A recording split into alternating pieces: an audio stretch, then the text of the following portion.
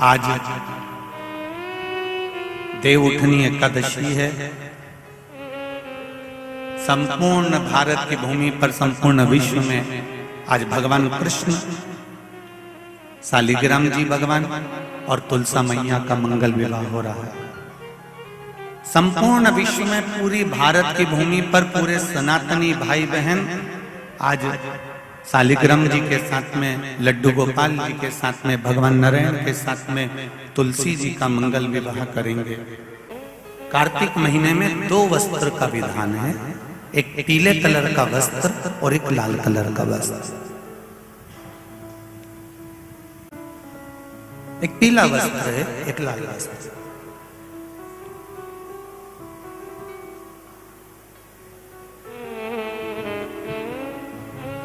आज देवउठनी एकादशी है। ऐसी कोई माता नहीं होगी जो अपने घर में तुलसी जी का पूजन नहीं करे।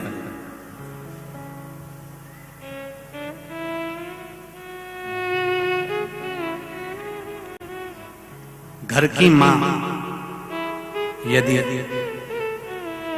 आज देवउठनी एकादशी के दिन लाल वस्त्र, बैकुंठ, वैसे तो पचवीगन का महत्व बताया गया है स्कंद पुराण में, जो 5 दिन पीछे के होते हैं।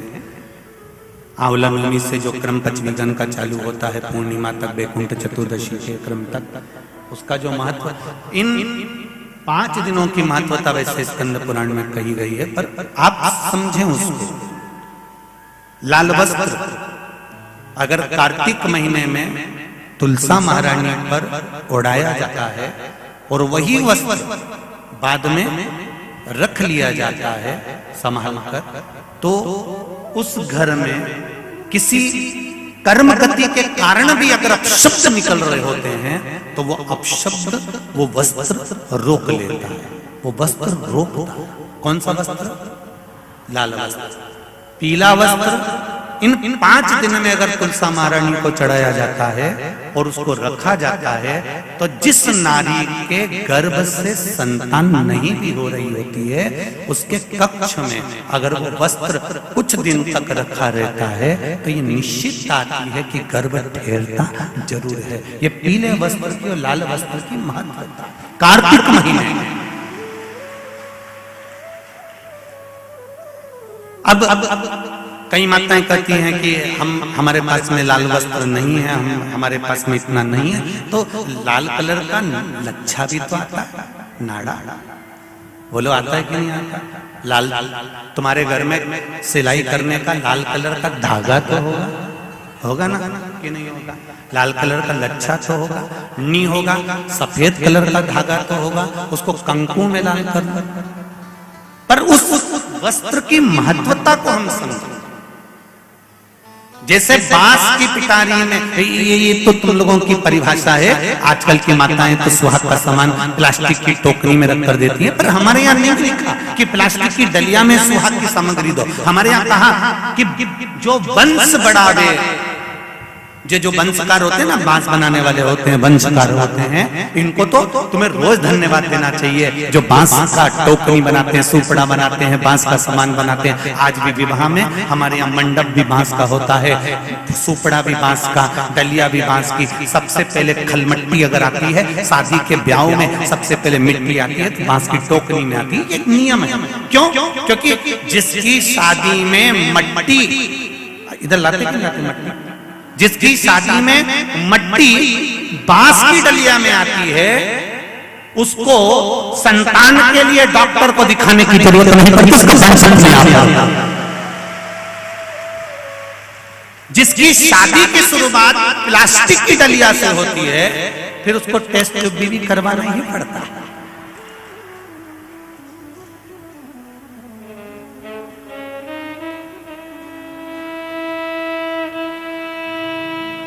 ये कुछ हमारे शास्त्रों के नियम है। अब आप उसको समझो ना समझो, चाहे उसके ऊपर हंसो, चाहे कुछ भी कहो, आप चाहो तो थोड़े दिन बाद कह देना, बताओ शिवर वाला महाराज तो पगले जैसी बात करता है, तो उसमें कोई दिक्कत वाली बात नहीं है। पगले का अवार्ड हमको ही मिलने वाला है, उसमें कोई दिक्कत वाली बात नहीं। पर उसको समझो कि हमारे सनातन धर्म में ये वंशकार बांस का सामान बनाने वाले, बांस की डलिया बनाने वाले, बांस का सुपड़ा बनाने वाले सबसे पहले ये वंशकार हुए। फिर खवास नाई ये हुए, फिर चर्मकार हुए, जूता चप्पल बनाने वाले, फिर अन्य जितने जितने हमारे यहाँ, इनको लोग कहते हैं कि इनको हमारे यहाँ से हटा दिया, ऊंची जाति वालों ने इनको पीछे हटा दिया। कोई इनको पीछे हटाने वाला नहीं है, केवल तुम्हारी बुद्धि से लोग तुमको भ्रष्ट कर रहे हैं कि हमको नीचा दिखा रहे हैं, हमको ऊंचा दिखा रहा है। किसी जात में, किसी समाज में ये नहीं कहा गया कि इनको नीचा दिखाना। प्रत्येक समाज में, चाहे ब्राह्मण के घर की शादी हो, चाहे क्षत्रिय के घर की शादी हो, चाहे वैश्य के घर की शादी हो, सबसे पहले वंशकार की डलिया आती है, वंशकार आता है। सबसे पहले हमारे यहाँ अगर पादुका बनाई जाती है तो सबसे पहले चर्मकार आता है, सबसे पहले हमारे यहाँ खवास आता है। पहले इनको लाकर बिठाया जाता है। पहले संबंध भी सेठ खुद नहीं जाता था करने के लिए, खवास जाता था, वंशकार जाता था, ये जाते थे, संबंध पक्का कर कर आते थे और शादी हो जाती थी। ना लड़का देखता ना लड़की देखती। ये सब बाद में चालू हुआ। अब दुनिया के लोगों ने अपनी राजनीति को अखाड़ा बनाने के लिए कह दिया कि ये समाज नीची हो गई, ये समाज ऊंची हो गई, इसको पिछड़ा में कर दिया, इसको उसमें कर दिया। कोई नहीं कर रहा किसी को।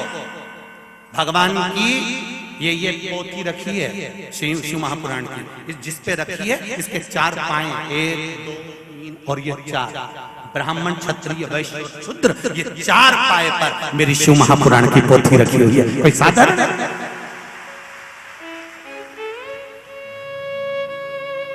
एक पाया भी अगर इसमें से हट गया तो 3 पाए में से पोथी नीचे गिर जाएगी। उसी तरह हमारे यहाँ का ये धर्म बनाया, ये सनातन धर्म जो बनाया है, ये वर्ण का जो आनंद बनाया है, ये कोई साधारण नहीं है। ये सब एक है, एक है। ब्राह्मण हो, क्षत्रिय हो, वैश्य हो, शूद्र हो, सब एक। ये विभाजन तो आज के लोगों ने कर दिया कि थोड़ा सा अपना फायदा देखने के लिए, अपना फायदा।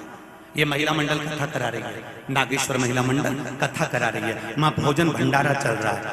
भोजन भंडारा कराते समय वहां पर माइक पे रोज सुबह 5 बजे से भैया चिल्ला चिल्ला कर नाश्ता कराते हैं, भोजन कराते हैं। मैंने अभी तक तो माइक पे नहीं सुना कि कोई ब्राह्मण हो तो ही भोजन करना, कि वैश्य हो तो ही भोजन करना, तो क्षत्रिय हो तो वही भोजन करना, कि शूद्र हो तो वही भोजन करना। जब मेरे नागेश्वर भगवान के भंडारे में देवी जी का भंडारा होता है, गणेश जी का भंडारा होता है, शिव जी का भंडारा होता है, यहाँ भेद नहीं होता, तो दुनिया में लोग अपनी बुद्धि में भेद क्यों कर रहे हैं? कौन ने कहा तुमको भेद? ये कुछ नहीं, केवल अपने पद को निश्चित करना है, अपना बैंक भरना। इसलिए फूट डालो, मालूम है आपको, फूट डालो, शासन करो। ये दुनिया के लोग हैं।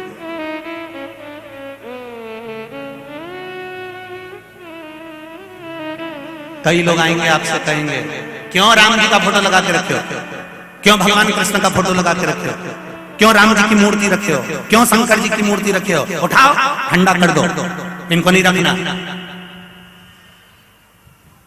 मेरे को आज सूचना मिली थी कि कई लोग कहते हैं कि इनको ठंडा कर दो, इनको क्यों रखे हो, अपने को नहीं मानना, अपने को नहीं मानना, अपने को नहीं मानना। जो तुमको ऐसी राय देने आए उसको चंदन का तिलक लगा के ठंडे पानी से स्नान कराओ और चाय पिलाओ एक बार की, और पांव को धोक लगा कर कहना अभी हम चरण धोक रहे हैं, हमारा नियम है, थोड़े दिन तक हम चरण धोकते हैं, उसके बाद में गले में हम माला भी पहनाएंगे गेंदा के फूल की, फिर तुम्हारे घर तक छोड़ के लिए। कोई तुमको अगर अकल दे कि भगवान का फोटो हटा दो, मूर्ति हटा दो, ये सब ढोंग है, तो प्रपंच है, तो उनको कह देना हम तुम्हारे घर पर राय लेने नहीं गए थे, हम तुमको बुलाने नहीं गए थे, तो तुम हमारे यहाँ आकर हमारे घर में राय क्यों दे रहे हो? गेट खुला है, निकल के बाहर जाओ और अपने घर में अपने लड्डू बनाओ, प्रेम से खाओ। नहीं, सहजता में, सरल।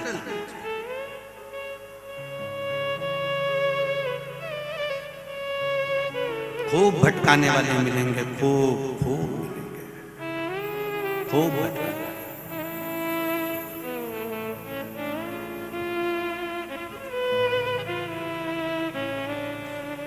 तो ना सास बुरी ना बहू बुरी, कर्म की गति बुरी होती है। बुराई अपने भीतर इकट्ठी मत करो। बहुत छोटा सा जीवन है जीजियों, मेरे भाई बैठे हैं, तुम्हें जीजी बोलूं तो ये जीजा ही हुए मेरे, तो मेरे जी जाओ। आपसे भी निवेदन है, बहुत छोटा सा जीवन, बहुत छोटा सा। कब किसके प्राण किस समय आखिरी होंगे किसी को नहीं मालूम पड़ेगा। एक क्षण लगेगा। अकड़ में मत जियो। कई लोग अकड़ में जीते, मेरा समय आन दे तब बताऊंगा कि मैं क्या हूं। फिर चिल्ला के कहेगा मेरा समय आन दे तब मैं बताऊंगा कि हूं क्या। और एक दिन छाती में दर्द हुआ, खंडवा के हॉस्पिटल ले गए और डॉक्टर ने कह दिया इनका समय आ गया। तब समझ में आया कि समय आना किसको कहते हैं। समय का इंतजार मत करो कि जवानी आई है, अभी कोई भजन की उम्र है, अभी तो मेरा बुढ़ापा आएगा तब भजन करूंगा, जब मंदिर जाऊंगा तब देखा जाएगा, अभी तो कमाने की उम्र है, अभी तो खाने की उम्र है। अरे भाई खूब एंजॉय करो, कोई नहीं मना करे तुमसे कि तुम कपड़ा अच्छा जोरदार मत पहनो, तुम तो जोरदार पहनो, एक से बढ़कर एक पहनो। कौन मना करे, तुम्हारी मर्जी पड़े जैसा पहनो।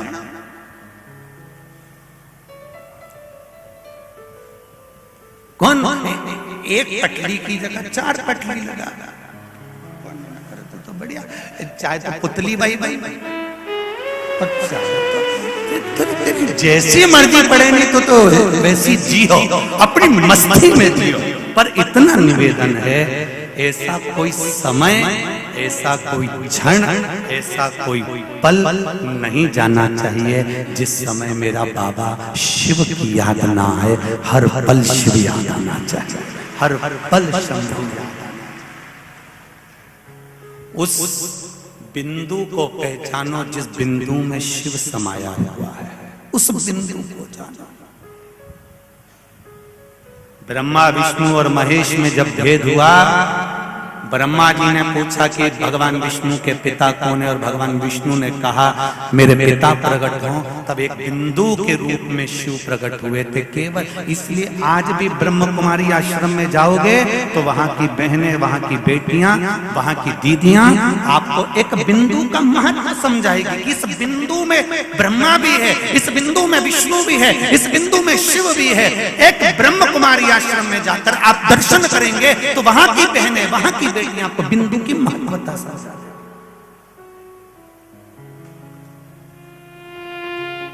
कुछ नहीं, जन्म भी एक बिंदु से हुआ है और मृत्यु भी एक बिंदु से। शिव से प्रारंभ हुए और शिव में ही समा जाओगे, आखिरी बिंदु भी शिव है। भीतर बहुत सारा पाप न रखिए, कपट न रखिए, बेईमानी न रखिए, प्रपंच न रखिए। अच्छा एक बात बताओ, गेहूं को कितने समय तक रख सकते हो घर में? 1 साल तक रख सकते हो? अरे बोलो, जम के बोलो जरा, और जम के बोलो।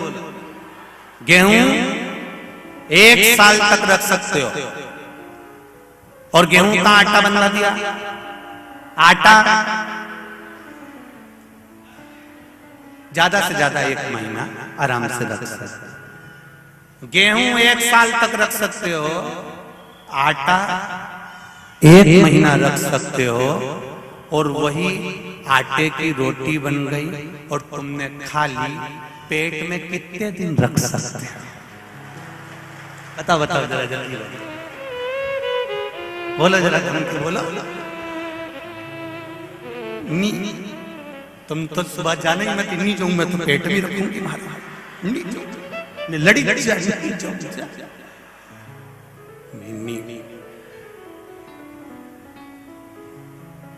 20 रुपए किलो का गेहूं की रोटी है, 25 रुपए की रबड़ी भी अंदर गई है,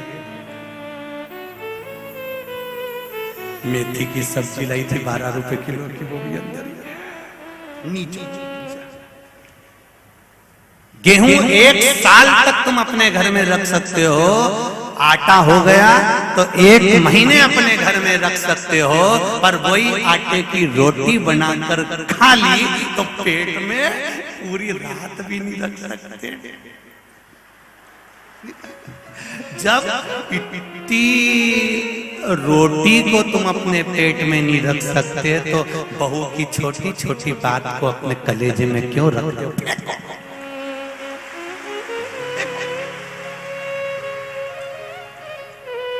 देंगे मौका, देंगे बोलने का मौका सबको देंगे। रखो, बैठो भैया। तुम लोगों के पास माइक पहुंचता है तो आधा समय तो वैसे निकल जाता है। बैठो। गेहूं 1 साल, आटा बोलते जाओ जल्दी जल्दी 1 महीना, और रोटी खाई तो दूसरे दिन उसको निकालना पड़ेगा। अर्थात जब हमने रोटी को इतना दिन तक अपने अंदर नहीं रखा तो फिर बुराई को अपने भीतर क्यों रखें? सास से निवेदन है, बहू बोले कुछ तो निकाल कर बाहर फेंक दो, और बहू से निवेदन है, सास कुछ बोले निकाल कर बाहर फेंक दो। खूब जब पेट पूरा आनंद में साफ रहेगा तो सवेरे तुम खमन ढोकला भी खा सकते हो। अगर पेट साफ नहीं हुआ तो तुम खमन ढोकला और गुलाब जामुन और साबूदाना की खिचड़ी नहीं खा सकते हो। इसलिए पेट साफ होना चाहिए। उसी तरह बुराई कितनी भी आए निकाल कर बाहर फेंक दो। मन साफ होगा तो मेरा भोलेनाथ अंदर प्रवेश करता चले जाएगा, शिव अंदर आता चले जाएगा, शंकर अंदर प्रवेश करता चले जाएगा।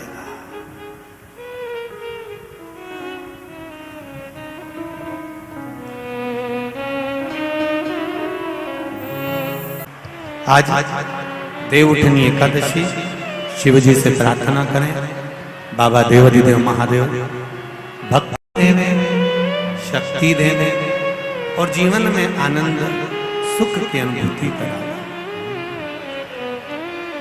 श्री शिवाय नमस्तुभ्यं, श्री शिवाय नमस्तुभ्यं, श्री शिवाय नमस्तुभ्यं, श्री शिवाय नमस्तुभ्यं, श्री शिवाय नमस्तुभ्यं। भोला दुख काटो मारा, ओ भोला सब दुख काटो मारा। शिव शंकर जपो तेरी माला, भोले बाबा जपो तेरी माला। भोला सब दुख काटो मारा, ओ भोला सब दुख काटो मारा। भगवान शिव की कथा कर रहे हैं। अपने भीतर किसी के प्रति भेदभाव उत्पन्न न हो। देखो, माता पार्वती जी के साथ में शिव जी का जब मंगल विवाह हो गया,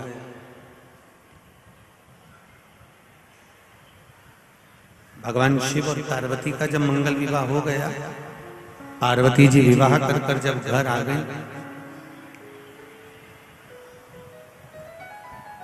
प्रभु चरण की सेवा में माता पार्वती जी दिन रात लग गए।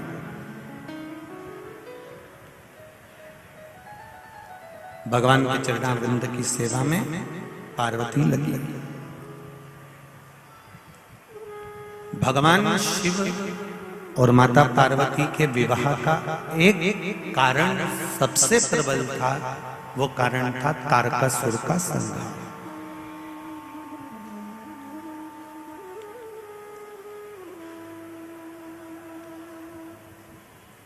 यदि तारकासुर नहीं मरेगा, तारकासुर को मरने का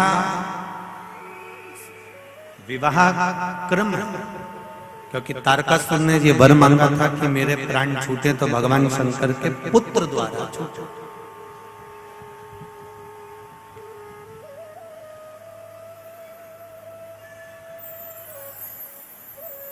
भगवान शिव के तेज पुंज से, गंगा जी के जल से षडानंद कार्तिकेय जी का जन्म हुआ, प्रागट्य हुआ।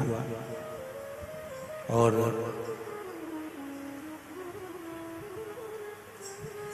षडानंद कार्तिकेय जी ने अपनी माता से कहा, मां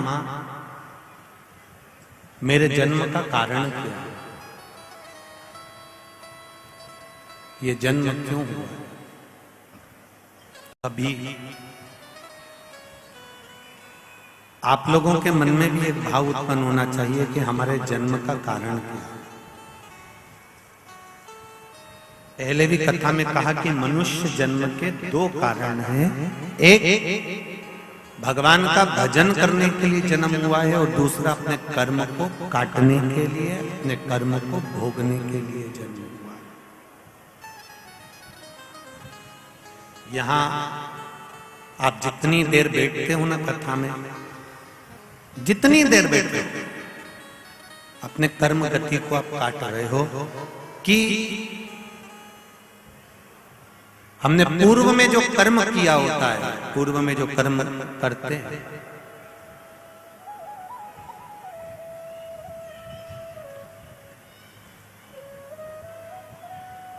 उस कर्म की गति को काटने के लिए हम जितनी देर कथा में बैठते हैं उतनी देर हमारी कर्म गति कटती जाती है। हमारा जो पूर्व का किया गया पाप कर्म है वो कटता जाता है।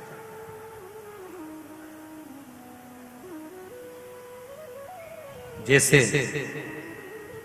एकादशी के व्रत का फलाहार,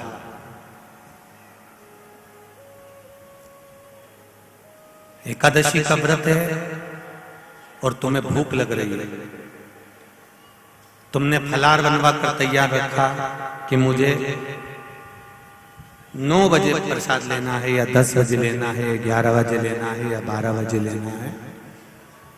और 12 बजे अगर वो फलाहार तुम्हारे सामने नहीं आया और बज गई 1, 1:30, 2 बजे फलाहार सामने आया और आपने ग्रहण किया, तो उसमें आपको क्रोध नहीं आना चाहिए।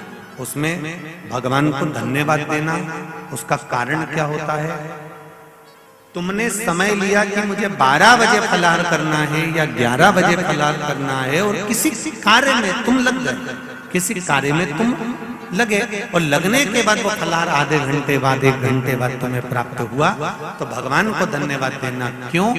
जिस समय आपको फलाहार ग्रहण करना था उस समय पर 1 जन्म के पाप कटते हैं। जिस समय पर हम समय के अनुकूल फलाहार करते हैं, समय निकलने के बाद हम फलाहार करते हैं, तो हमारे 2 जन्म के पाप कट जाते हैं। जब समय निकल गया और उसके बाद हमने फलाहार का ग्रहण, और हम उल्टे चलते हैं। तुमने बहू को समय दिया, मुझे 11 बजे फलाहार करना है, मेरा 11 बजे फलाहार तैयार कर रखो, मुझे 11 बजे फलाहार ला के दो, मुझे 12 बजे फलाहार करना, 12 बजे तक फलाहार रख दो, और तुम तो काम में लगी हुई हो, तुम्हारे को फुर्सत ही नहीं है, मेरा फलाहार बना के तैयार नहीं करा। भगवान को धन्यवाद दो, बहू को धन्यवाद दो, अच्छा हुआ। रोज हर एकादशी को 1 जन्म का पाप कटता था, आज मेरा 2 जन्म का पाप कट गया। ये शिव कृपा। पर हमारी आदत है, हम उसमें भी बुराई ढूंढते हैं। बहू ने अगर लेट दिया ना, आधा घंटा 1 घंटा लेट हो गई, तो तुम तो फिर 2 मिनट में चंद्र घंटा हो। बताओ, इतनी देर से लेके आई, आज मेरा एकादशी, आज मेरा फलाहार, और तुझे बनाने की फुर्सत नहीं मिली। मम्मी साबूदाना गलाया था, भगर बना रही थी, पूड़ी बना रही थी, थोड़ा समय हो गया। अपने मन को धीर मंदाओ कि भगवान ने आज देरी क्यों करी।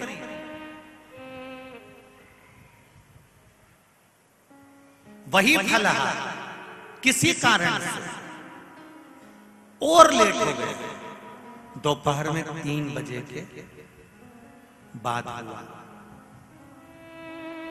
और लेट, या मान लो किसी कारण से दिन भर भूखी रह गई, कारण से, जानबूझ के नहीं तो तुम बहुत चतुर बैठी हो रही। किसी और वाला महाराज बोला था कि इतनी बजे के बाद करोगे तो इतना पाप कटेगा, इतनी बजे कटोगे। ये तो जानबूझ के नहीं, तो कोई क्रम से है, अचानक।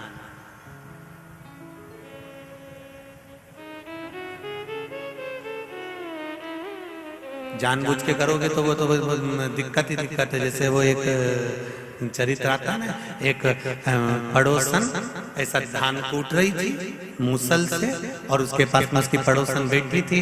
इतने में इसका पति आया, आवाज लगाया उसने, सुनती है मुझे पानी ला दे। इसने जो धान का मूसल था ऊपर छोड़ा और पानी देने चली गई। पड़ोसन को बड़ा आश्चर्य हुआ, मूसल हवा में टंगा, हवा में मूसल टंगा। ये आई, इसने मूसल लिया, फिर कूटने लगी। इसने अपनी पड़ोसन से पूछा, क्यों ये हवा में कैसे टंग गया? मैं अपने पति के चरणों को प्रणाम करती हूँ, पति को परमेश्वर मानती हूँ, उसकी सेवा करती हूँ ना, उसका दिया हुआ जो भी झूठा बचता है मैं खा लेती हूँ, बस उसी की कृपा से ये मेरा सात्वित्व के कारण ये हवा में टंग गया। तो ऐसा करने से ऐसा हो जाता है। ये भी गई घर धन धनाते हुए। इसने अपने पति को आवाज लगाया, सुनो मैं तुम्हारे पांव पड़ूंगी। पति ने सोचा 40 साल शादी के हो गए, आज क्या पता सीहोर वाले महाराज की कथा सुन के जो पांव पड़, आज मैं तुम्हारे पांव पड़ूंगी। और सुनो, 1 हफ्ते तक रोज तुम्हारे पांव पड़ूंगी, तुम्हारी पसंद का भोजन बनाऊंगी, तुमसे पूछूंगी क्या खाओगे, तुम बता देना, मैं वही बनाऊंगी। तुम सोओगे मैं तुम्हारे चरण दबाऊंगी, तुम जो थाली में छोड़ दोगे मैं वो भोजन करूंगी। फिर एक बार ऐसा चमत्कार होएगा, मैं ऐसी धान कूट रही होंगी, तुम एकदम आना, आते से कहना सुनती है पानी ला, और मैं मूसल छोड़ के आऊंगी और वो हवा में टंग जाएगा, तुम देखना। पति ने मन में सोचा, ना जाने कहां से सीख के आ गई है। इसने सिर पे पल्लू लेके पति को प्रणाम करा और पूछा क्या खाओगे। पति ने मन में सोचा 40 साल से कभी मुंह नहीं खोला मैंने खाने के मामले में। अब तो पति ने भी कह दिया भजिया बना ले, इमरती बना ले, जलेबी बना ले, खीर बना ले, पूड़ी बना ले, नमकीन पूड़ी बना ले, आलू की सब्जी, भिंडी की सब्जी, सब बनाने का जैसे पति ने बोला। पत्नी बोली चुप रहो, तुम्हारा बाप बनाए। इतनी सारी लिस्ट थोड़ी ना बोली तुम्हें, मेरे से जो बनेगा बना लूंगी। और बनाने गई, भजिया बनाया, पूड़ी बनाई, सब बनाया। एक भजिया थाली में रखा, एक पूड़ी थाली में रखी, एक जलेबी रखी, सब सामान इतना रख दिया। और जैसे ही पति ने भजिया खाना चालू करा, मुंह में भजिया लेने ही वाला था, इतनी देर में वहीं से बोली पूरा मत खाना, तुम्हारा झूठा खाना है मेरे को। बेचारे ने भजिया की भी केवल चोंच नहीं होती किसी किसी भजिया में, किसी किसी भजिए में चोच होती, बस वही पूड़ी भी बनवाया, इतना सारा था, कुछ नहीं खाया। अब कह रही है तुम जाओ मैं खाना खा के, और पूरा निपटा गई पूरा, और खा खुआ के और पति के पास गई। अब तुम सजा में तुम्हारा चरण दबाऊंगी। अब चरण मरण तो कभी जिंदगी में दबाया नहीं, मच्चा मारे चरण दबा। अब पति तो पति मोबाइल चला रहा होगा, जब किताब देख रहा होगा, किताब देखते देखते सो जाओ नहीं तो गला दबा दूंगी। अब बेचारे ने आंख बंद करी और एक आंख खोल के कहीं सही में नहीं दबा दे, इसको पगली हो गई है। सब काम करा, फिर बोली अब तुम बाहर जाओ, मैं धान कूटूंगी, तुम आना और आवाज लगाना, सुनती है मेरे लिए पानी ला, और सुनो जल्दी आ जाना, मेरे हाथ पे छाला पड़ जाए नहीं तो। अब उसने जो कूटने के लिए मूसल ऊपर करा, इतने में पति आवाज लगाया, अरे सुनती है पानी ला दे। और इन्हें जो मूसल छोड़ा इन्हें करम पे पड़े, जो पड़ा। अरे भाई शिव पुराण कहती है जो दिल से किया जाए वो प्रथम। दिखावे से भगवान प्रसन्न नहीं होता, भगवान को दिखावा प्रिय नहीं है। भगवान को तो तुम्हारा केवल निष्कपट भाव से निर्मल मन सो मोहि भावा, भगवान को दिखावा नहीं, हृदय से।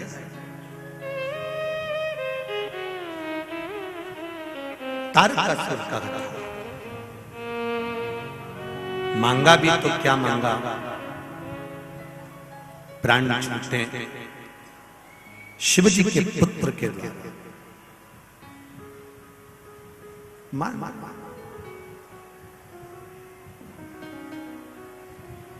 दिया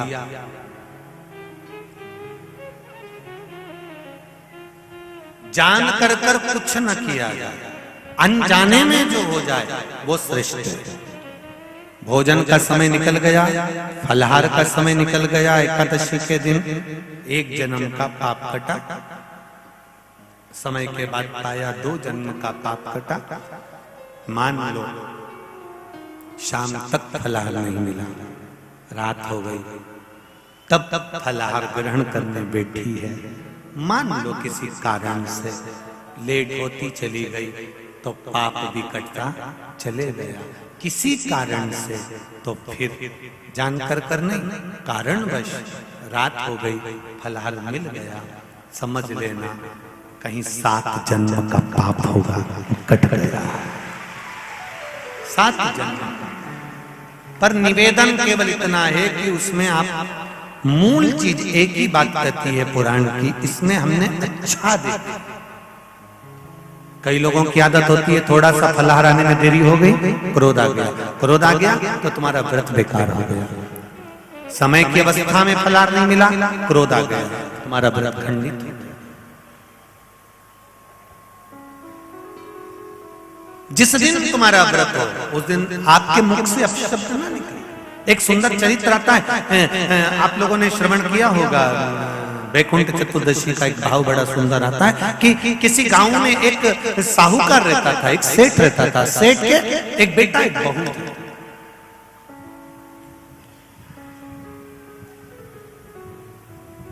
और बहू बेटा दोनों धर्मात्मा, दोनों पुण्यात्मा।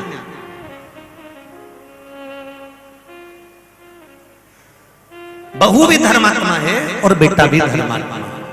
दरवाजे पर कोई आए भूखा ना जाए, दरवाजे पर कोई आया पानी पीकर जाना।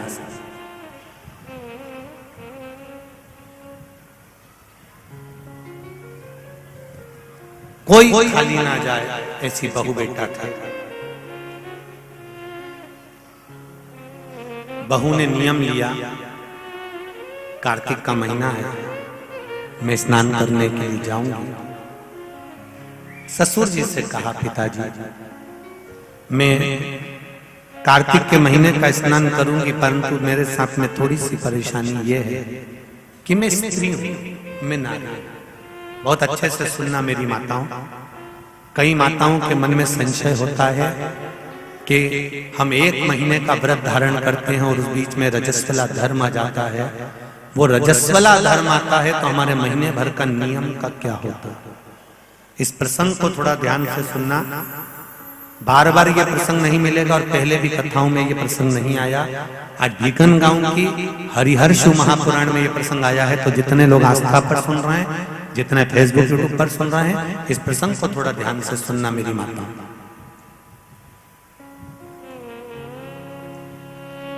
बहू ने अपने ससुर से कहा, पिताजी मैं कार्तिक के महीने के स्नान का नियम तो ले लेती हूँ। मैं कार्तिक के महीने, कोई माता कार्तिक के स्नान का नियम लेती हैं, कोई माघ महीने का स्नान का नियम लेती हैं, कोई चैत्र महीने के स्नान का नियम लेती हैं, कोई फागुन का लेती हैं, कोई बैसाख महीने के स्नान का नियम लेती हैं। कई माताओं की आदत रहती है, कई पुरुषों की आदत रहती है कि मैं 1 महीने तक कार्तिक का स्नान करूंगी। पर वो कार्तिक के स्नान में कुछ दिन ऐसे आ जाते हैं कि उसमें रजस्वला धर्म आ जाता है। अब वो रजो धर्म आ गया, रजस्वला धर्म आ गया, तो उस बीच में उसका नियम पूरा हुआ कि नहीं हुआ। उस बीच में वो 5-7 दिन जो स्नान के लिए नहीं गई, पूजन नहीं करी, तुलसी को जल नहीं चढ़ाया, शालिग्राम जी का पूजन या ठाकुर जी का श्रृंगार नहीं कर पाई, तुलसा महारानी का गीत नहीं गा पाई, तुलसी जी का दीप नहीं लगा पाई, तो उसको कार्तिक के महीने का, क्योंकि ये रजस्वला धर्म तो प्रत्येक महीने आना, नारी के लिए रजो धर्म तो हर महीने प्राप्त होना, तो हर महीने अगर रजो धर्म आना है तो कार्तिक महीने का फिर नियम पूरा कैसे हुआ। फिर नारी का नियम कैसे पूरा होगा। फिर नारी तो फिर नियम टूट गया, नियम टूट गया तो उसको कोई फल नहीं मिला। तो बहू ने अपने ससुर से कहा, एक साहूकार से साहूकार की बहू ने कहा, ससुर जी मेरे मन के संशय को मिटा दो, मैं कार्तिक का स्नान करना चाहती हूँ और उस कार्तिक के स्नान में सबसे बड़ी अगर विघ्नता आती है तो मेरे 7 दिन 5 दिन जो रजो धर्म के जाएंगे, वो रजो धर्म में मेरा नियम टूट जाएगा, उस नियम को पूरा कैसे किया जाए?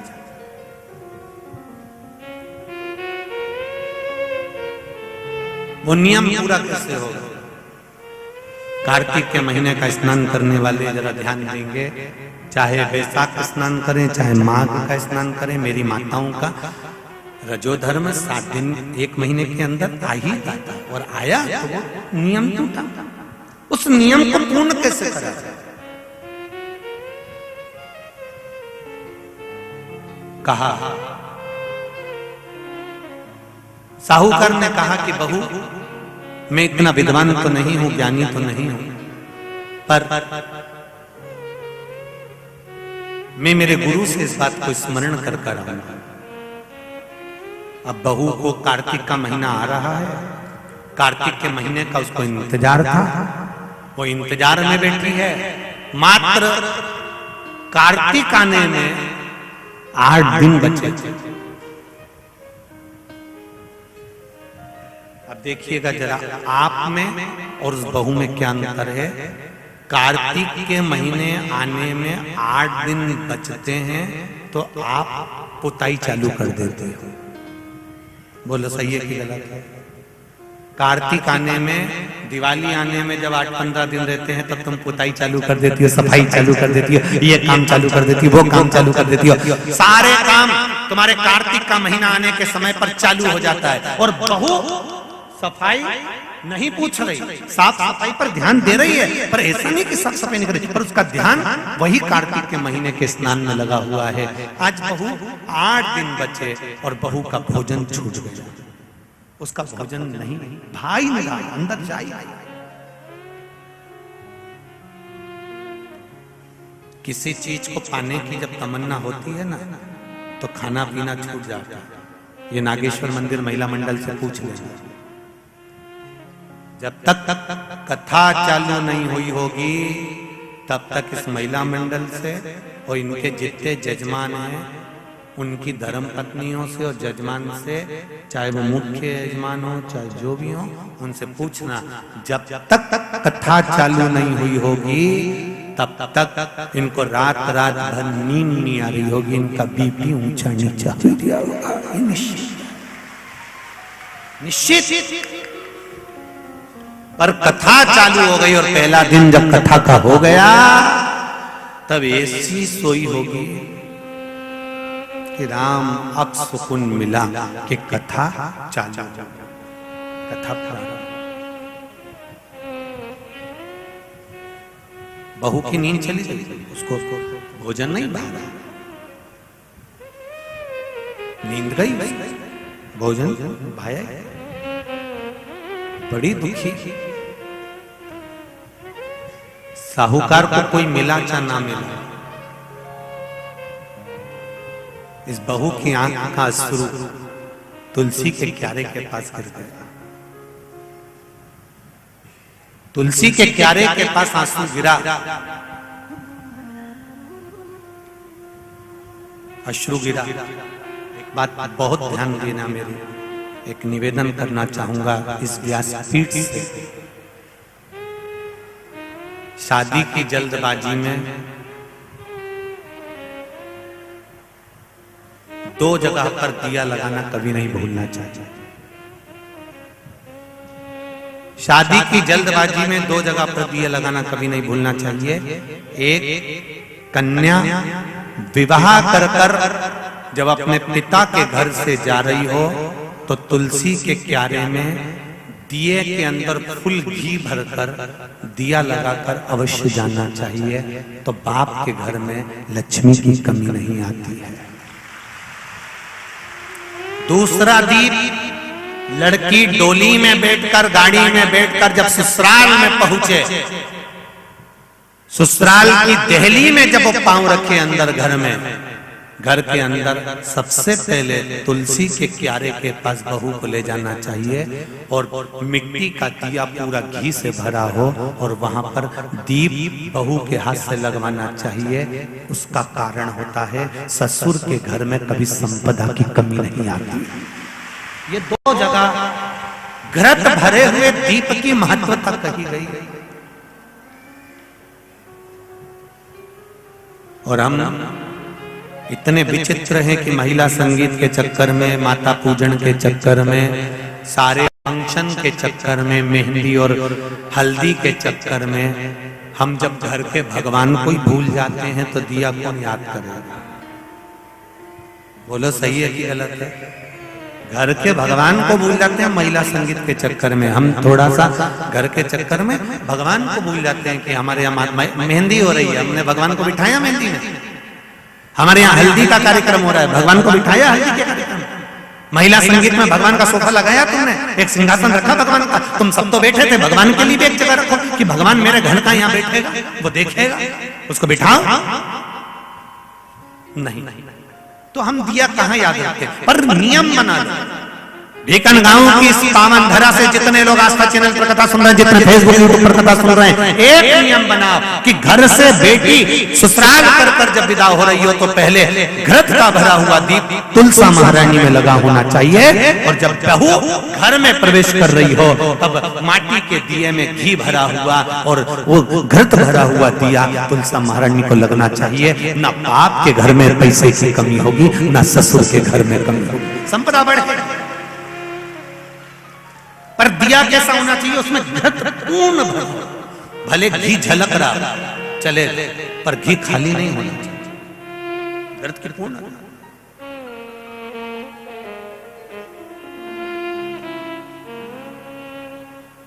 महाराज अब बहू की आंख का शुरू झलका, तुलसा महारानी की कुछ कृपा, देवऋषि नारद ने एक साधु का रूप धारण कर, साधु का रूप धारण कर देवऋषि नारद जिस मार्ग से साहूकार जा रहा था उसी मार्ग पर एक वृक्ष के नीचे जाकर बैठ गए। वृक्ष के नीचे बैठे और बैठते ही साहूकार ने देखा कि बहुत पहुंचे हुए बाबा लग रहे हैं, चंदन का तिलक लगा है, कंधे पर यज्ञोपवीत पड़ा हुआ है, बड़ी बड़ी जटा झूठ है, मुख पर कुछ तेज पुंज है, बड़ा प्रकाश दिख रहा है, रुद्राक्ष की गले में माला पड़ी हुई है, हाथ में तुलसी की माला धरी हुई है। और साहूकार ने जाकर हाथ जोड़कर निवेदन करा, बाबा जी, ओ बाबा जी, मेरे मन के संशय को मिटा दीजिए। बाबा जी ने पूछा क्या बात है बाबा?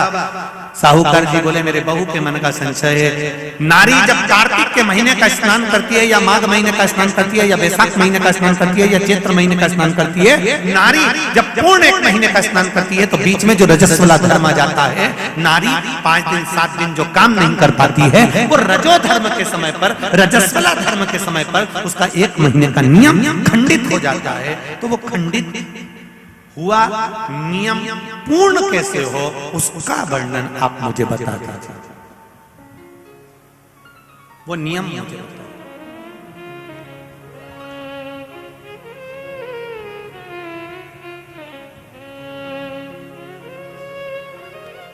संत के रूप में बैठे हुए देवऋषि नारद, श्रीमन नारायण, श्रीमन श्रीमन नारायण, 7 बार देवऋषि नारद ने नारायण नारायण नारायण नारायण कहा। कहने पर देवऋषि नारद ने बोला, सुनो साहूकार जी, सुबह के समय पर जब आपकी बहू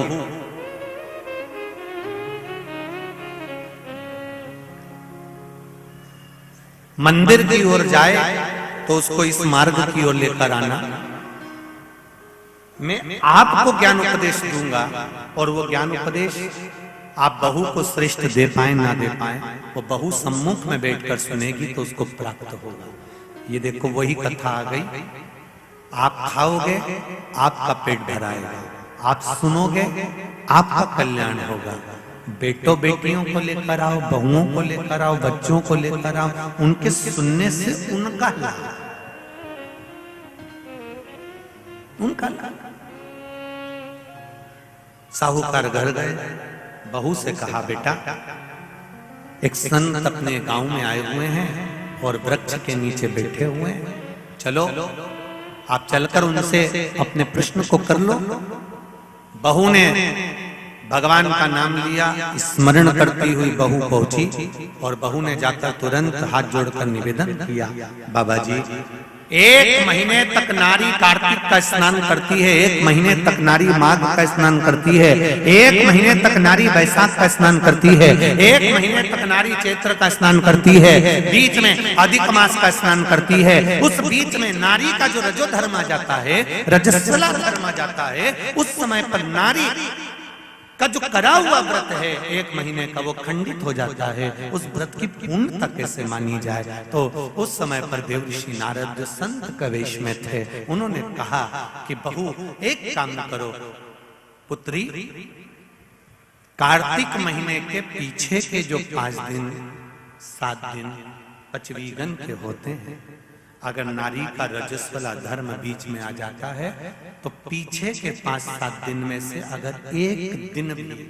नारी ब्रह्म मुहूर्त का स्नान कर कर, सुबह का स्नान कर कर तुलसी में दीप प्रज्वलित कर देती है तो उसके बीच का जो खंडित भाग है वो समाप्त हो जाता है, उसे पूर्ण फल की प्राप्ति।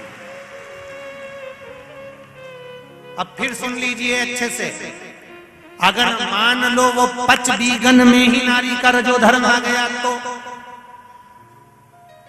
बहुत बहुत ध्यान से सुनना, ये कथा हरिहर शिव महापुराण की कथा जो भीकन गांव वालों को मिली है, संपूर्ण विश्व के कल्याण के लिए बहुत ध्यान देना। हर नारी का प्रश्न है, प्रत्येक नारी के प्रश्न ये सम्मुख में रहता है। मान लो आपने कहा कि रजो धर्म आ गया मध्य में तो आप पीछे के 5 दिन स्नान करो, वो 5 दिन में अगर रजो धर्म आ गया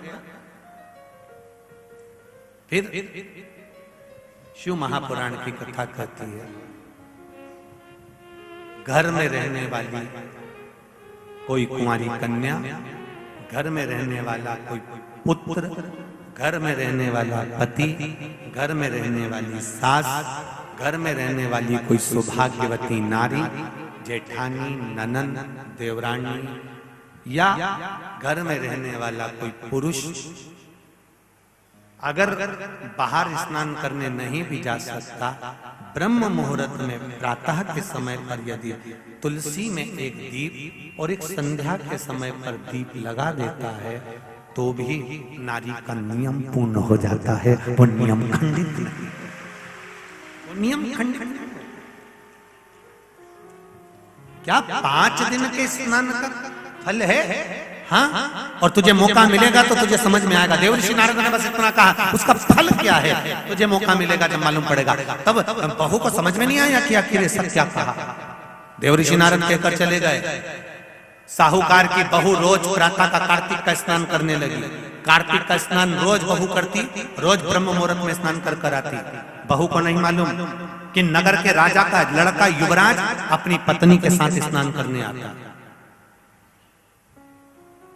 राजा और रानी भी स्नान करने आते हैं, युवराज अपनी धर्मपत्नी के साथ स्नान करने आता है। आज युवराज को बड़ा बुरा लगा। युवराज ने देखा कि मैं घाट पर नहाने के लिए आता हूं, पर यह घाट गीला कैसे हो जाता है? मतलब मेरे स्नान के पहले कोई स्नान कर रहा है, मेरे स्नान के पहले कोई स्नान कर रहा है। मुझे ऐसा लगता है जरूर कोई ना कोई आता है। युवराज ने, राजा ने अपने नगर के सैनिकों से बोला, पता लगाओ कि सुबह स्नान करने कौन आता है। सैनिक लगते उससे पहले ही साहूकार की बहू स्नान कर कर चली जाती। दिखाई नहीं दिया, समझ नहीं आया। आखिरी के 7 दिन बचे थे, 8 दिन बचे थे।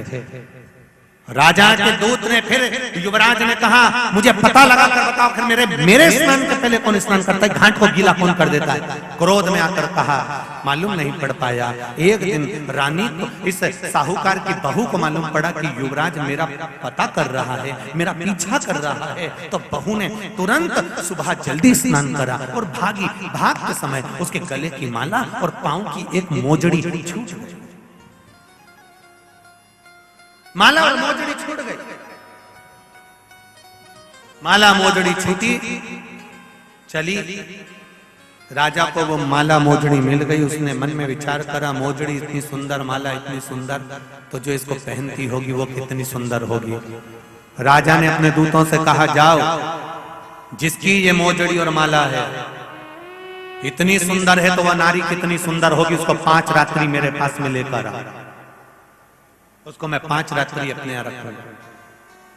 शब्द सुना, खबर पूरे गांव में लग गई। साहूकार की बहू के कानों में भी शब्द पहुंच गया।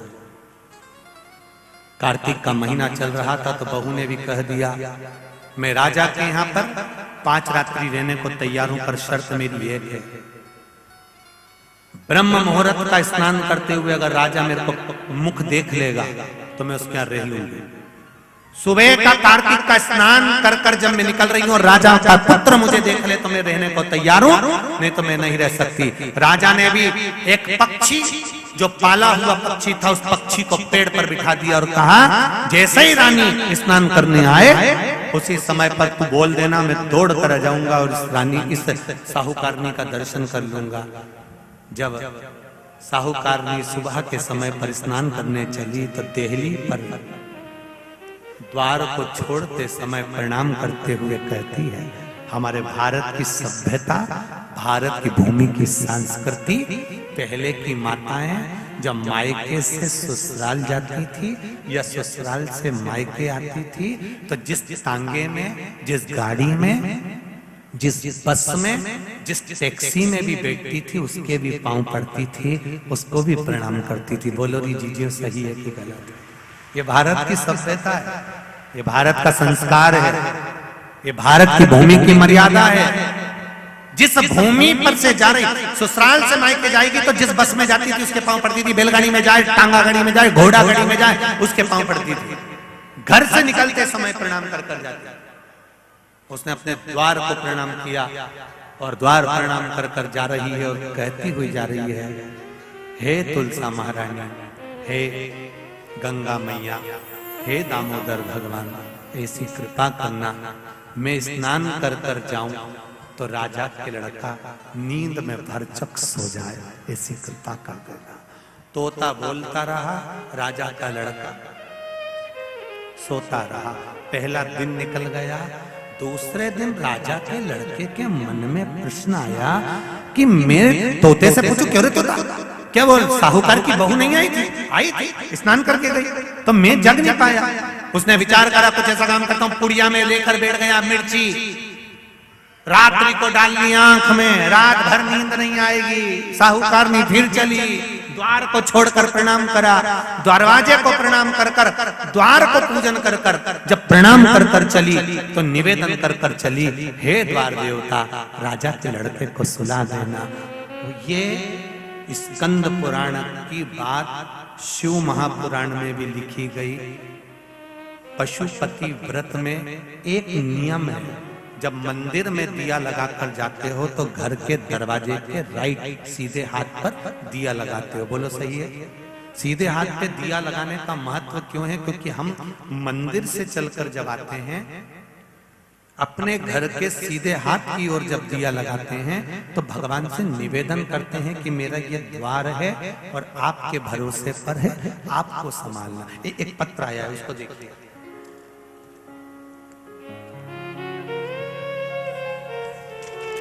दिया लगाने का कितना लाभ और उसका महत्व देखिए।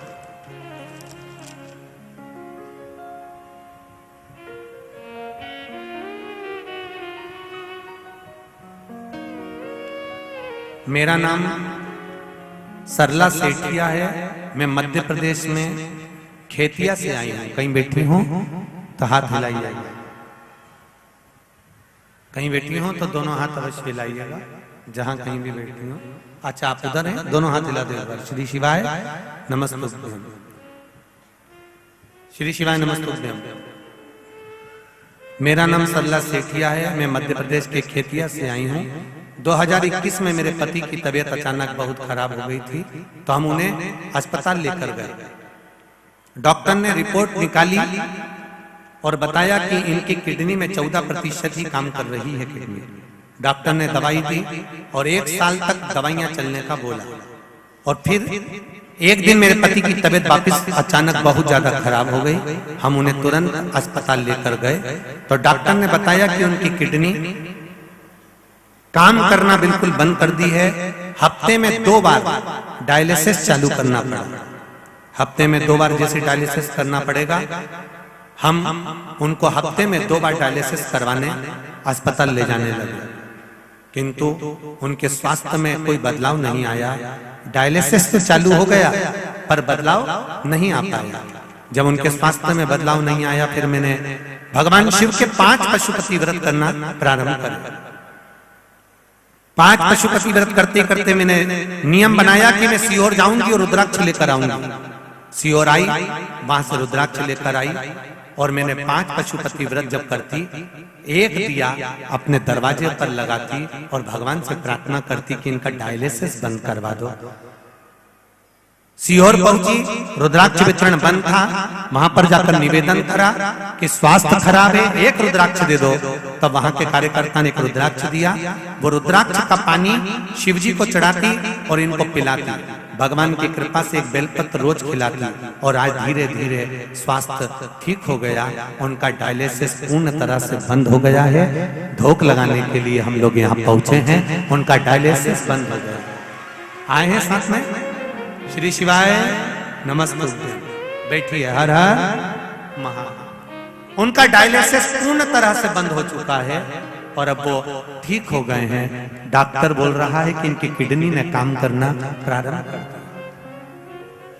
कई माताओं ने अंदर भी पत्र भेजे कि गुरुजी आप रुद्राक्ष बढ़वाइए। हम मना नहीं है रुद्राक्ष देने के लिए, रुद्राक्ष तो है ही औषधि। और कुबेरेश्वर धाम का रुद्राक्ष तो हम पहले भी कहते हैं कि वो औषधि के रूप में है।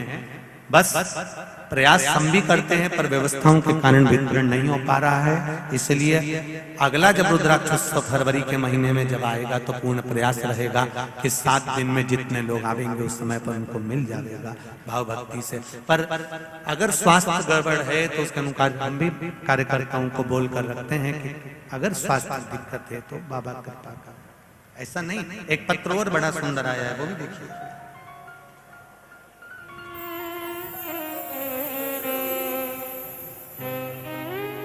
लड़के का फोटो भी लगाया उन्होंने, देखिए। ये फोटो में कैमरे वालों से कहूंगा कि इस बालक का फोटो भी अवश्य दिखाएं। राजकुमारी सिसोदिया, छोगांव माखन, खंडवा से आई हैं। कहीं बैठी हो तो हाथ हिलाइएगा। आप ही हैं, दोनों हाथ हिला दो। श्री शिवाय नमस्ते। गुरुजी मैं क्या वर्णन करूं। 26 तारीख को उस दिन मेरे बेटा लक्की सिसोदिया जो पूजा की तैयारी कर रहा था, अचानक उसके पांव हाथ पूरे तरह से बंद हो गए थे काम करना। उसे वेंटिलेटर पर रखा गया। 6 घंटों में वो वेंटिलेटर पर चला गया। मेरी सास ने कहा कि महादेव सब ठीक करेंगे, तुम चिंता मत करो, भगवान शिव का पूजन करो। उस समय पर ऑनलाइन आप पूजन करा रहे थे शंकर भगवान का, और मैंने बेटा वेंटिलेटर पर पड़ा हुआ था, उसका फोटो भी मैंने भेजा है। और मैंने भगवान शंकर का पूजन करना प्रारंभ करा। हमने शंकर जी का पूजन कर कर शिव जी का चढ़ाया हुआ अभिषेक का जल ले जाकर वेंटिलेटर पर सोए हुए बेटे के हृदय पर, शरीर पर लगाना प्रारंभ करा। गुरुदेव, डॉक्टर ने इसको एक बीमारी GBS वायरस के नाम से जानलेवा बीमारी बता दी थी। बाबा की कृपा से हमने, डॉक्टर कह रहा था ये 6 महीने तक वेंटिलेटर से नहीं उठेगा और 2 साल तक चल नहीं पाएगा। गुरुदेव, आपने जो अभिषेक करवाया था उस अभिषेक के जल से मेरे बेटे के शरीर पर लगाया तो दूसरे दिन ही उसको आराम लग गया और मेरा बेटा चलना भी प्रारंभ कर दिया। उसकी सारी जांचें अच्छी आई है। ये फोटो भी लगाया है और पत्र भी। बेटी बहन, श्री शिवाय नमस्ते। ये शिव है ओ घड़ी दयालु। बहू ने नियम ले लिया कि दिया लगाने से पहले बहू जाती, सुबह प्रणाम करती द्वार को, और द्वार को प्रणाम करने के बाद वहां से निवेदन कर कर जाती है, दरवाजे पर से प्रणाम कर कर जाती है। आपसे भी निवेदन है, जितने लोग कथा सुन रहे हो, जब कथा पूरी हो जाया करे, कथा की आरती हो जाए, जब यहां से उठ कर जाओ तो बैठी हुई जगह को प्रणाम कर कर जाना और निवेदन कर कर जाना कि मैंने तेरे भरोसे पर कथा सुनी है भोलेनाथ। मैंने सुना है तू कंकर शंकर के रूप में शिव महापुराण में रहता है। मेरी मन की कामना पूर्ण करना। ये बाबा से निवेदन, जैसी आरती हो, आरती के बाद में आप लोग अपना द्वार जाओ, अपने घर जाओ तो उसको प्रणाम कर जाओ और उसको कहकर जाओ, मेरे देवाधिदेव महादेव मैं मेरे घर जा रही हूँ, तेरी कृपा होगी, मैं जानती हूँ कि मेरा भंडार तू भरे, कोई दूसरा नहीं। भक्ति तू देगा, मुक्ति तू देगा, शक्ति तू देगा। उसको निवेदन कर प्रणाम कर महाराज। दूसरे दिन उसने मिर्ची डाली राजकुमार ने, तो भी उसकी नींद लग गई। तीसरे दिन उसने अपने शरीर पर कट लगा लिया कि इसकी जलन होगी तो नींद नहीं आएगी, मालूम पड़े तो भी नींद आ गई। चौथे दिन उसने आगी जलाकर बैठ गया तो भी नींद आ गई। पांचवें दिन भी उसको नींद आ गई। 5 दिन तक उस साहूकारनी का मुख नहीं दिखा। राजकुमार घर चले गया, गुस्से में लाल हो गया, शरीर में एक रोग हो गया, शरीर कोड़ी हो गया, टपकने लगा, खाल गलकर गिरने लगी। राजा को चिंता लग गई, मेरा इकलौता लड़का, और उसकी शरीर की काया बिगड़ गई, उसकी काया समाप्त। साहूकार की बहू को नहीं मालूम, साहूकार की बहू तो अपनी भक्ति में, अपने स्मरण में, अपने आनंद में लगी हुई थी, उसको मतलब नहीं, वो तो अपनी अलमस्तता में, अपनी मस्ती में लगी, अपने भजन में। 5 दिन जो मिले हैं भगवान की भक्ति के, उसमें डूबी हुई है, उसे कोई मतलब लगी हुई।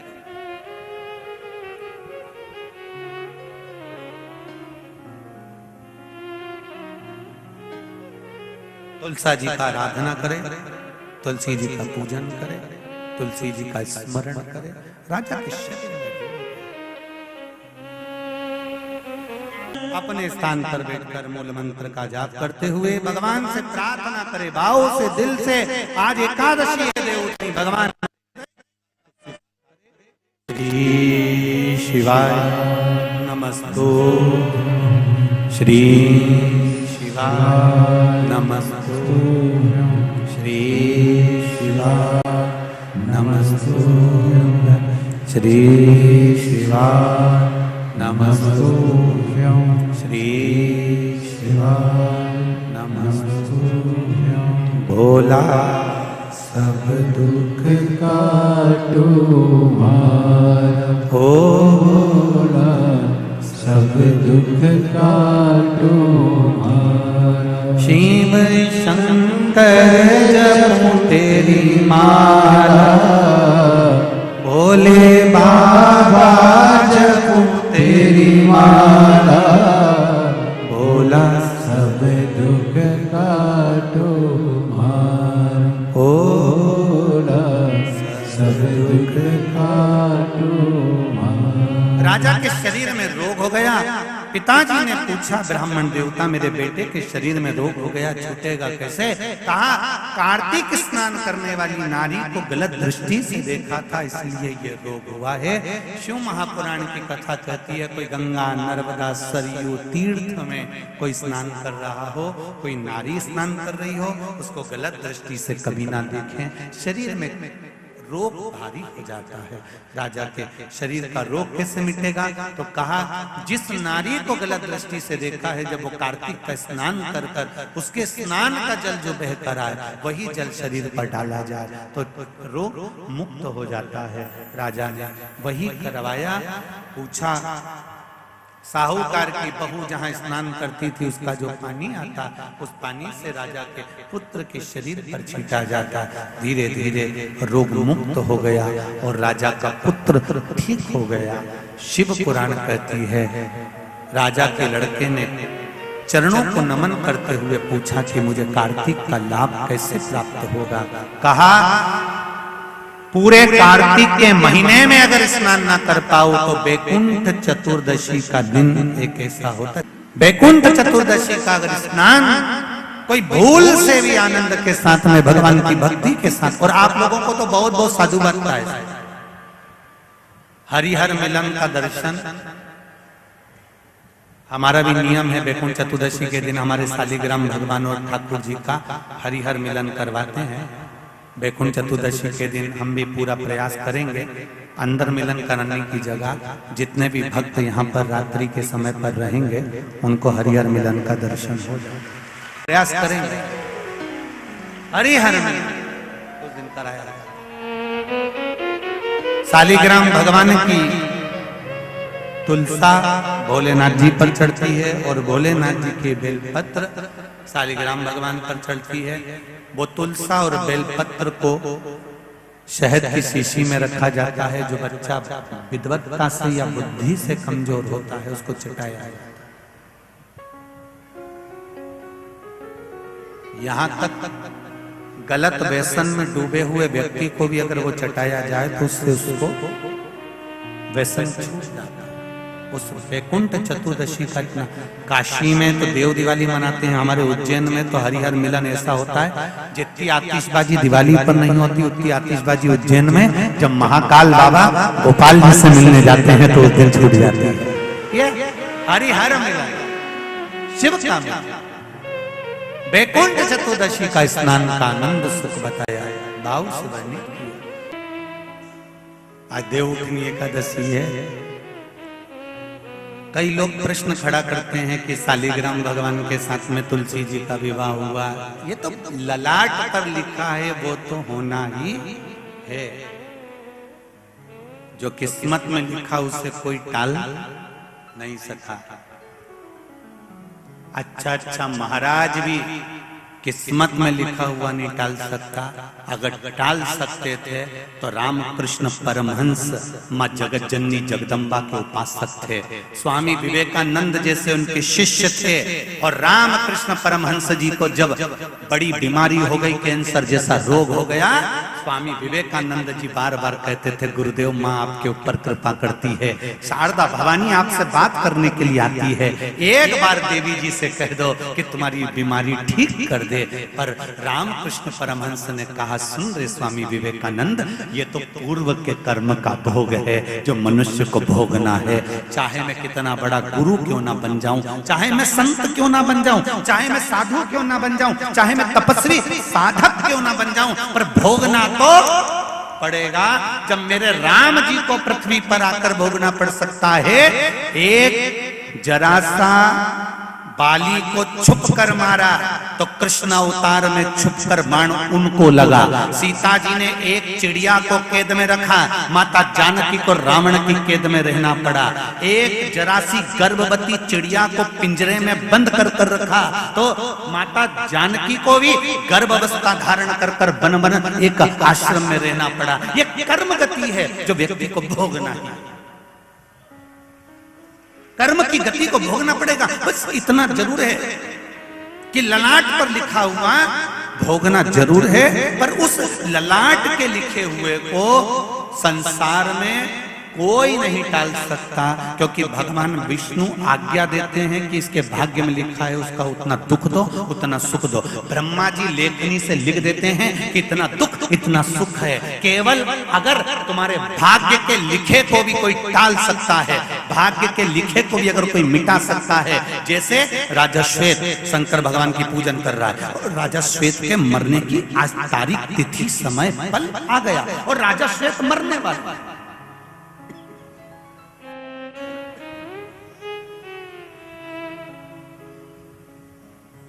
राजा श्वेत के प्राण छूटने वाले। यमदूत आ गए बंदी बनाने के लिए। शंकर भगवान ने कार्तिकेय जी को भेज दिया, यमदूतों को भगा दिया। यमराज मर गया, मृत्यु देवी मर गई, सूर्य नारायण भगवान रोने लगे। भगवान विष्णु ने पूछा क्या हुआ? मेरे बेटे यमराज को मार दिया शंकर भगवान। मृत्यु देवी को मार दिया मेरी पोती को शंकर भगवान। भगवान विष्णु ने शिव जी से पूछा कि हमने लेखनी में इसकी मौत लिख दी थी, ब्रह्मा जी ने अपनी कलम से लिख दी थी, तो फिर इसको मरने क्यों नहीं दिया? शंकर भगवान बोले ये मेरे मंदिर में बैठा था, मेरे मंदिर में बैठा था इसलिए इसको मरने नहीं दिया। पर हमने अपनी कलम से लिखा है इसकी मौत को, ब्रह्मा जी ने अपनी कलम से लिखा है अपनी इसकी मौत को, शंकर भगवान बोले तुम कितना भी किसी का भाग्य लिख दो और किसी के ललाट पे कुछ भी लिख दो, अगर कोई मेरे पास आया है तो मैं ललाट मलाट पे लिखा हुआ मानता नहीं हूं, मुझे पलटना है तो पलटना है, चाहे कुछ भी करो, जा।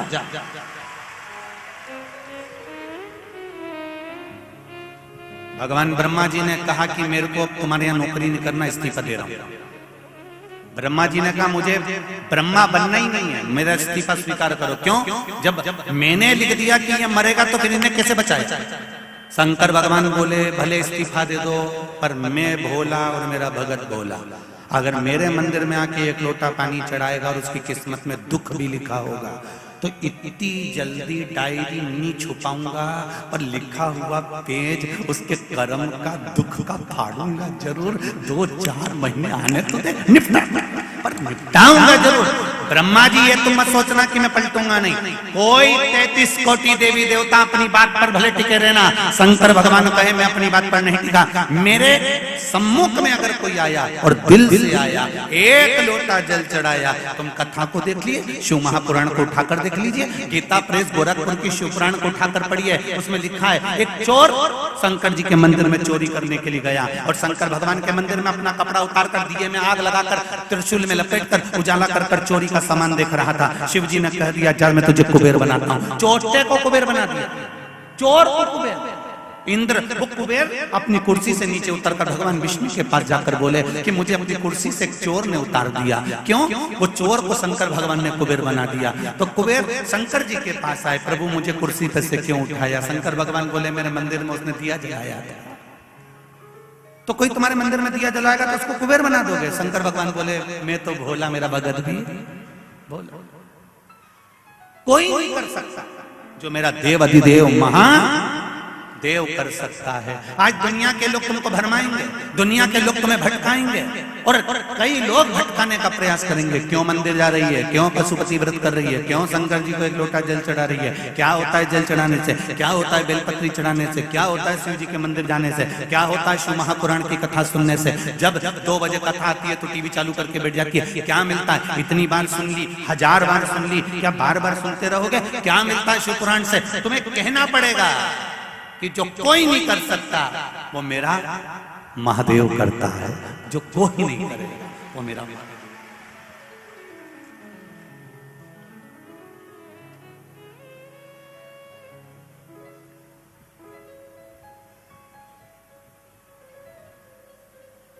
कोई ना। ये पत्र आया देखो जरा,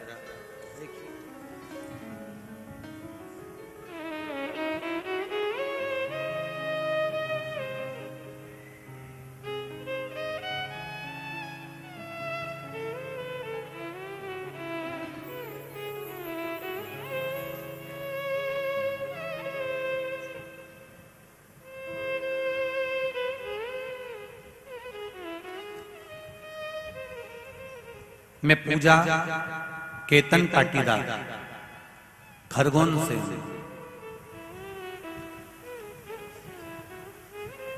29 दिसंबर 2021 को मेरी पहली संतान 9वें महीने में डिलीवरी के समय पर 7 दिन पहले मर गई, गर्भ में शांत हो गई।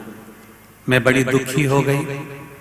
तब मेरे परिवार वालों ने कहा चिंता मत कर, तू शिव जी पे विश्वास रख, शंकर भगवान से प्रार्थना कर, शिव से कहे।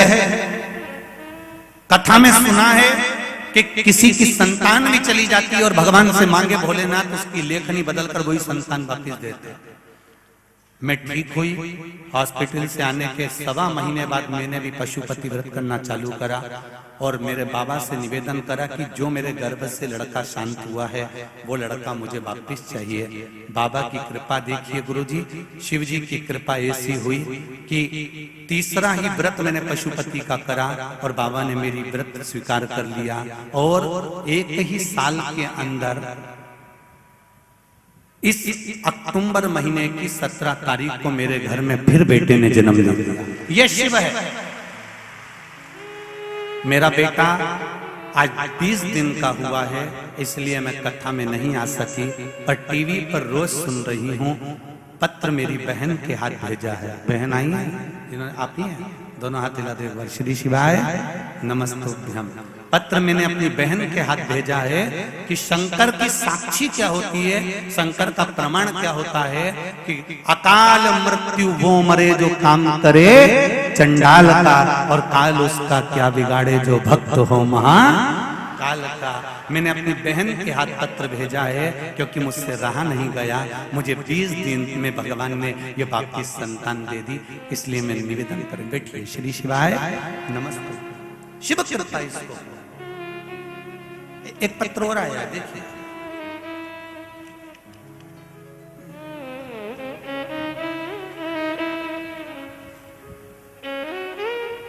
संगीता मनीष सोनी,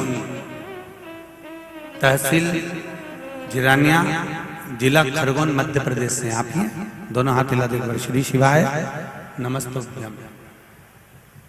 गुरुदेव, मैं शिव जी की करुणा क्या बखान क्या करूं। 2 वर्षों से इलाज चल रहा है। मेरे बच्चेदानी में गठान है और पथरी की समस्या है। त्रिकालदर्शी प्रभु महादेव की ऐसी करुणा हुई, 1 महीने से दुख भोग रही थी, बड़ी कष्ट में थी। इंदौर, भोपाल सभी डॉक्टरों को, खरगोन आदि सब दूरखंडवा दिखा दिया। सबने कहा कि इसका ऑपरेशन कराना पड़ेगा क्योंकि बच्चेदानी में गठान बड़ी है, उसका ऑपरेशन जरूरी है। पर मैंने भी बाबा के भरोसे पर छोड़ दिया और सोमवार का व्रत धारण कर लिया। पशुपति एक बेलपत्र शिव जी को चढ़ाती और उठाकर लाती और एक लोटा जल चढ़ाकर उस जल का आचमन करती, बेलपत्री खाती। शिव जी से निवेदन करती, चाहे कुछ भी हो जाए, मेरे पेट में जो बच्चेदानी में गठान है, अगर गठान निकलेगी तो जांच के लिए जाएगी। मेरे मन में संशय होगा कहीं दूसरी गठान ना हो, इसलिए कृपा करके मेरी बच्चेदानी में ही उस गठान को गला दीजिए। रोज बेलपत्र खाती, रोज जल चढ़ाती, और बाबा की कृपा से ऐसा हुआ कि अगली जब सोनोग्राफी डॉक्टर ने कराई तो सोनोग्राफी में गठान गायब हो चुकी थी। गठान नहीं, उस सोनोग्राफी में गठान ठीक है गया। बैठिए। श्री शिवाय नमस्ते। सोनोग्राफी में गठान गायब हो गई थी जो सालों से थी, वो गठान अब नहीं। शिव कृपा किसको कहते हैं, शंकर की उदारता किसको कहते हैं। आप शिव महापुराण को जब समझोगे, वो कहते हैं ना कि माता पिता जिंदा रहते हैं ना तब तक उनको कोई समझ नहीं पाता, जब चले जाते हैं तब समझते हैं। आज कथा का 4था दिन हो जाएगा, 3 दिन की कथा पूरी हो जाएगी। जो नहीं आ पाए ना उनको बाद में समझ में आएगा कि हीरा खो दिया, हीरा खो दिया। वो हीरे का हार है शिव महापुराण की कथा, जो संपूर्ण विश्व के कल्याण के लिए है। प्रत्येक जीव के लोग कहते हैं क्या मिलता है शिव पुराण से।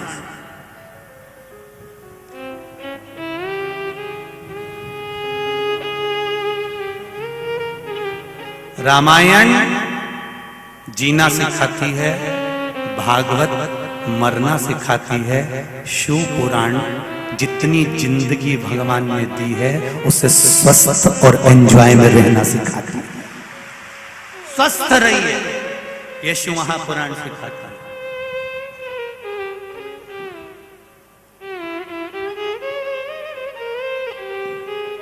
तुम्हारी तपस्या खाली नहीं जाने वाली। तुम जो 2 बजे से कथा चालू होती है और 8 बजे से 7 बजे से जगह संभाल कर बैठती हो, आप लोग अपनी जगह संभाल कर बैठती हो। कई लोग ये धूप में खड़े हुए हैं, कलम देख रहे थे। कुछ लोग अपने अपने घर से छाता लेकर आ गए थे, कोई चद्दर लेकर आ गया था। 4-4 लोग पकड़ पकड़ कर कथा सुन रहे हो। कई इधर उधर बैठकर ट्रैक्टर ट्राली के ऊपर इधर उधर चढ़ चढ़ के कथा सुन रहे हो। कोई रोज महिला मंडल टेंट लगाती, रोज आगे बढ़ते चले जाते हो। तो तुम्हारी तपस्या खाली नहीं जाएगी, ये निश्चित है। इस भट्टी में अगर तप गए तो सोना अगर निखर गया तो जिंदगी में सार्थक और कीमत वाला, खाली नहीं जाएगा।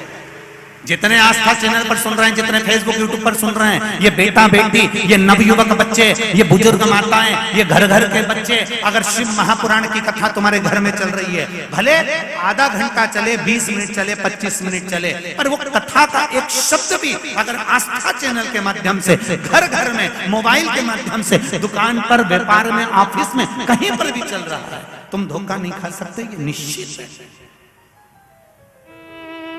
ये निश्चित है कि तुम धोखा नहीं खा सकते। एक बात आपसे पूछना चाहूंगा आज भीकन गांव की पावन धरा पर, आज तक ये प्रश्न हमने नहीं किया, पर आज पहली बार ये प्रश्न आपसे कर रहे हैं इस भीकन गांव की धरा पर। कोरोना महामारी जैसी बीमारी निकलने के बाद चीन आज तक संभल नहीं पाया, पर कोरोना जैसी बीमारी निकलने के बाद भारत की भूमि का एक एक छोटे से छोटा और बड़े से बड़ा व्यक्ति फिर संभल गया और उसकी अर्थव्यवस्था फिर बढ़ गई। ये शिव की कृपा।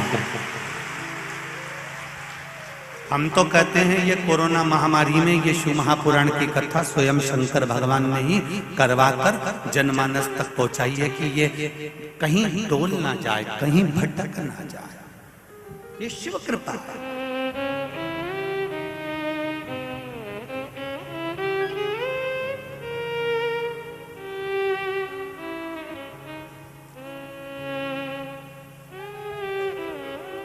संपूर्ण विश्व कोरोना महामारी के बाद डोल जाना था, पर संपूर्ण विश्व ये भारत नहीं डोल पाया, क्योंकि इसको संभाल लिया देवाधिदेव महादेव।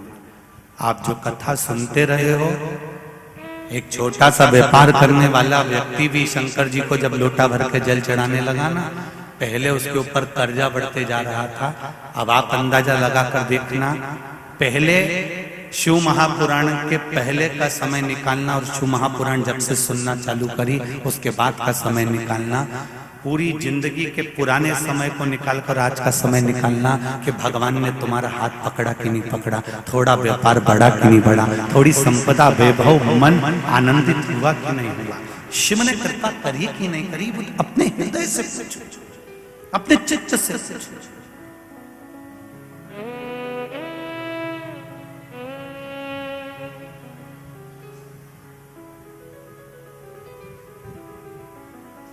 और जब अपने हृदय से, अपने चित्त से ये स्वयं प्रश्न करो कि मेरा शिव हुआ और मैं शिव की हूं, मैं शंकर का हूं।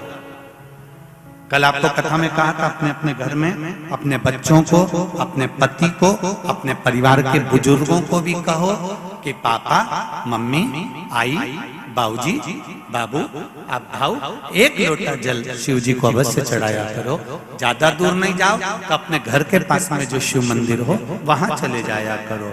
उससे घर के लोगों को फायदा नहीं मिलेगा, तुम्हारी किस्मत में जो दुख लिखा है उसे कोई दूसरा नहीं काट सकता।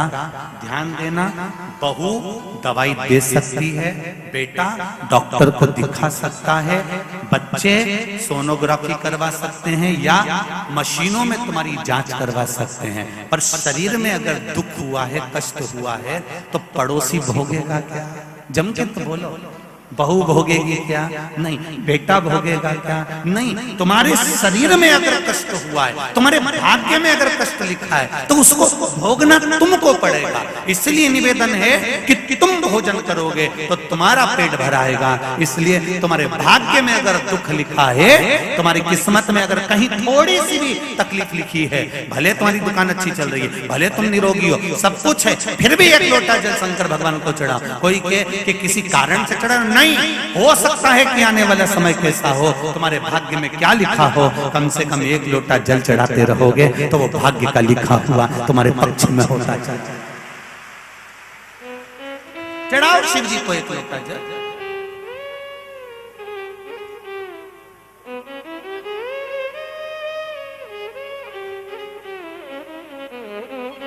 भगवान शिव की आराधना, भगवान शंकर की कृपा, शिव की आराधना, शिव की कृपा साधारण नहीं हो सकती। बुरा विचार आए उसको निकाल दो, बहू भी बुरी नहीं है और बोलो जम के सास भी बुरी नहीं है। दोनों अच्छी हैं, पर दोनों के साथ में एक चीज है कि जो हमारी कर्म की गति है, जो हमारा कर्म लिखा हुआ है, वो बुरा है। वो बुरा होता है तो क्या करवाता है? सास बुरी नहीं है, बहू बुरी नहीं है। जब कर्म की गति बुरी होती है तो फिर वो बुरा करवा देता है। कैकेयी बुरी थी क्या? जम के बोलो। नहीं। कौशल्या मैया बुरी थी क्या? नहीं। सुमित्रा जी बुरी थी क्या? नहीं। दशरथ जी बुरे थे क्या? नहीं।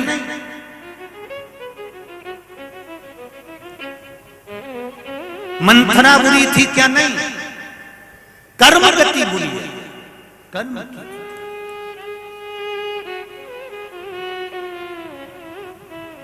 इतनी अच्छी थी कैकेयी कि सीता जी विवाह कर आई थी और मुंह दिखाई में जब देने की बारी आई थी तो कैकेयी ने अपना शीश महल बनवाया था। वो शीश महल जानकी जी की मुंह दिखाई में दे दिया था।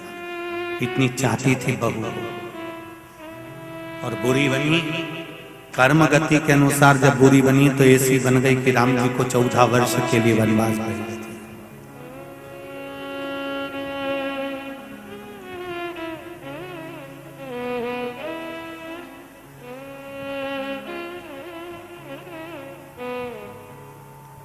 कई लोग अपनी भाषाओं में कहते रहते हैं महाराज,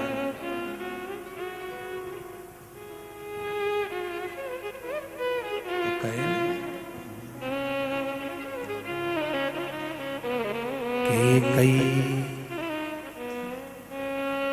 कैकेयी तूने लूट लिया दशरथ के खजाने को। कैकेयी तूने लूट लिया दशरथ के खजाने। तू तरस जाएगी रानी, तू तरस जाएगी रानी। मांग अपनी सजानी। कैकेयी तूने लूट लिया दशरथ के खजाने। हाथ तरसेंगे चूड़ी को, गला तरसेगा हरवा को। हाथ तरसेंगे चूड़ी को, गला तरसेगा हरवा को। तू तरस जाएगी रानी, मांग अपनी सजानी। कैकेयी तूने लूट लिया दशरथ के खजाने।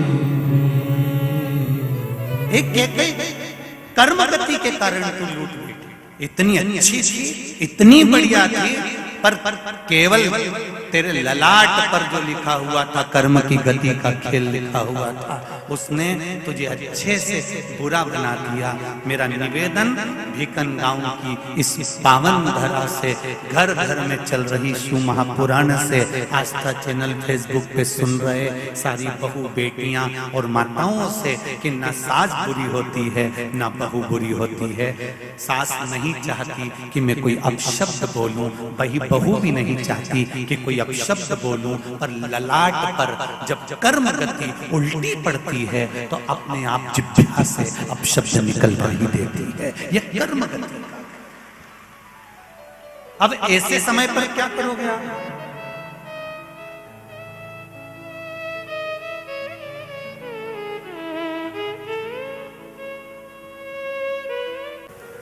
भगवान शिव को रिझाने के लिए प्रदोष का दिन होना चाहिए या सोमवार का दिन होना चाहिए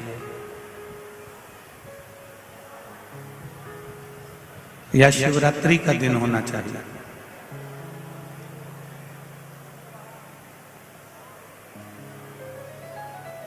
दिन कोई भी हो, भगवान कभी ये नहीं कहते कि मुझे रविवार को रिझाओ या सोमवार को रिझाओ या मंगलवार को रिझाओ या बुधवार गुरुवार को, सोमवार को, प्रदोष को या शिवरात्रि को रिझाओ। किसी अन्य देवता को रिझाने के लिए भले दिन आप देख सकते हो,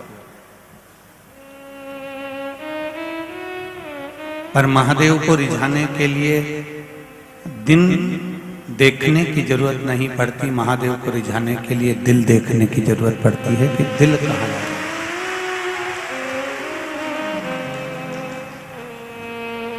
यदि आपका हृदय, आपका चित्त, आपका मन भगवान में लगा हुआ है तो फिर आपको दिन देखने की जरूरत नहीं पड़ेगी कि मैं भगवान को कौन से दिन रिझाऊंगा।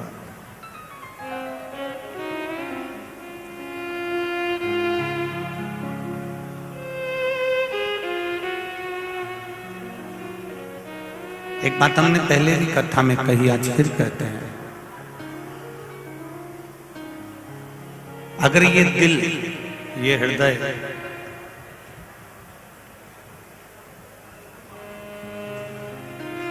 शंकर की आराधना में खुल गया, अगर ये दिल, अगर ये हृदय शिव आराधना में, शिव महापुराण में खुल गया, तो ये निश्चित है फिर ये दिल हॉस्पिटल में खुलने की जरूरत नहीं पड़ेगी, ये खुल चुका। इस हृदय को परमात्मा की शरणागति में, परमात्मा के चरणों में जो एक बार लगा देता है, एक बार रमा देता है, फिर इसको भटकना नहीं पड़ता।